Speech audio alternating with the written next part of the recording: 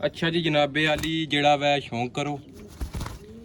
यह जोड़ा जेड़ा दूसरा असल है बहुत गर्मी वाले ने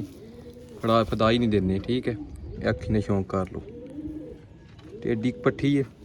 जोड़ा लगे है ये भी सारी गर्मी की वजह तो उन्होंने खेड़े ने यह चेक करो फिरोजपुरी कबूतर है जेड़े जेड़े फैन हैं ना भरा फिरोजपुरियां ने तो वो जेड़ा चेक कर लो तीन जोड़े जे माशाल्लाह लाजमी आखना मैं छोड़ के चेक कराओ इसकी भी हो गया फिरोजपुरी कबूतर ते ऐद मादी तो तकरीबन लगे ने मैलियां अखा वाला कबूतर ते गोल्डन मादी ठीक है यह जोड़ा हो गया। अच्छा जी जनाब आखिरी जोड़े इंडियन लाखा शौक कराने तुहानू यह कबूतर है माशाल्लाह लाजमी आखना कबूतरे की भी देख के ते पिछा